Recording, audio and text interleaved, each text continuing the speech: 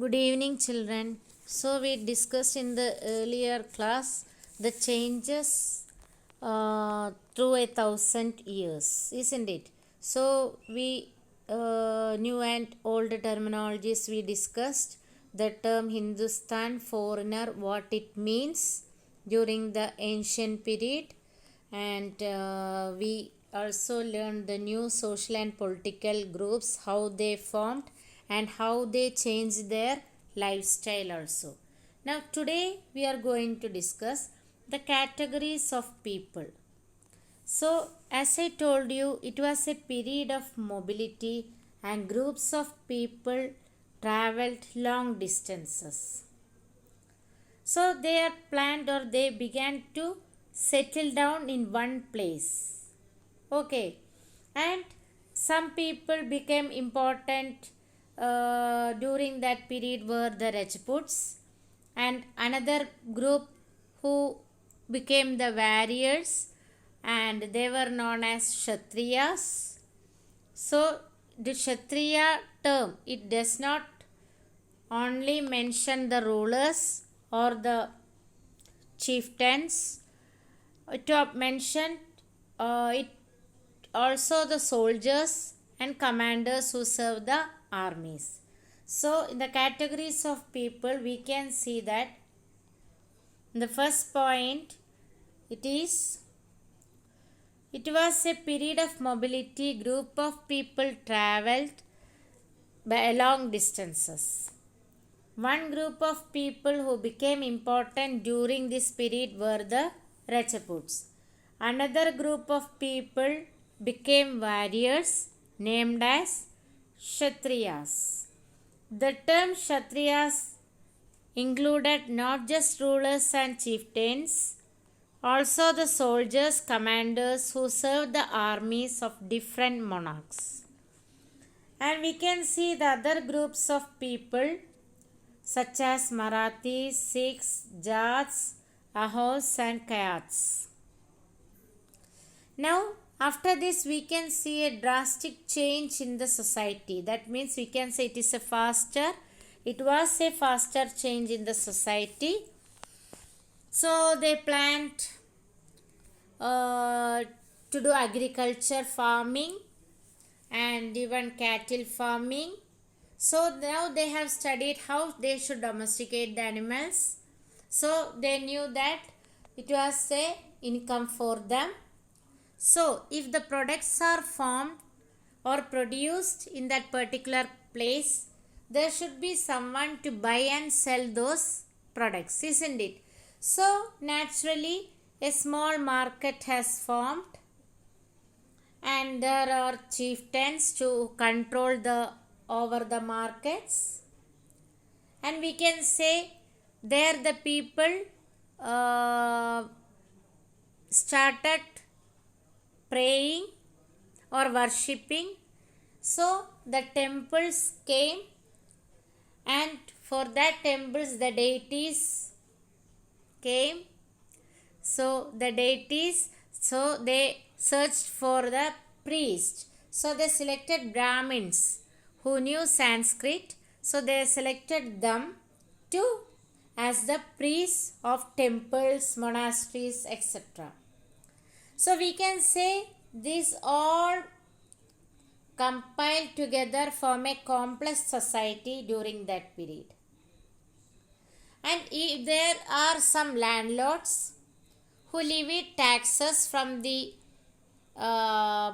people of the shops for water and all, they have to pay taxes. And these people also offer that means they offer or they levy taxes for the goods and the services they are doing. So the local lords became the rulers of the market. So they will collect tax from the people. Now we can see the economical and social differences emerged among peasants. That is, some are richer, some are middle class and some are lower class. That type of segregation comes during that period. and it depends upon the more productive land. The peasants, as I told you, the differentiation among the peasants, it depends upon the productive of the land or the number of cattle they kept. Some people has combined artisanal work along with the agricultural activity. Okay, so finally there arose jatis. And these jatis or subcastes are ranked on the backgrounds of their occupation.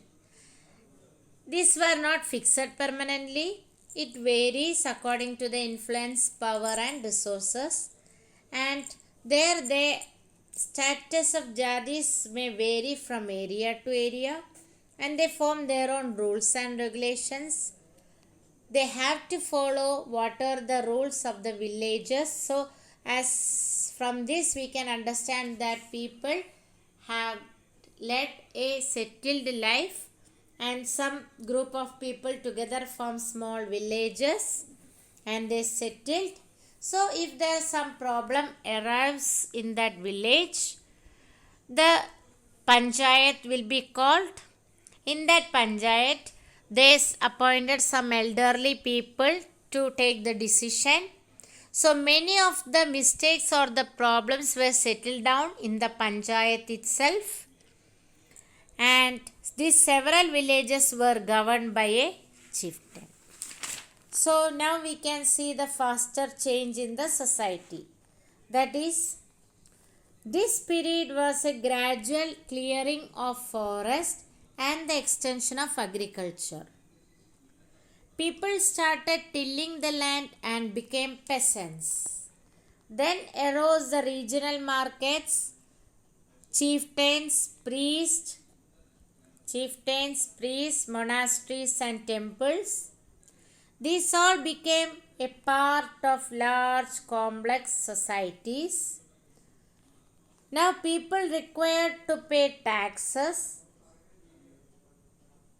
and offer goods and services to local lords, and the economic and social differences emerged among peasants. Then some possessed more productive land, some kept cattle, whereas some people combined artisanal work along with agriculture activity. Now next comes the jatis.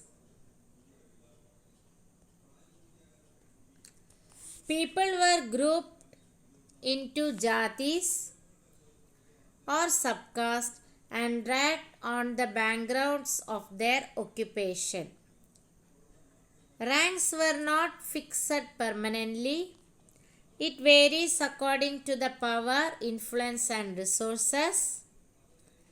Status of same jati may vary from area to area.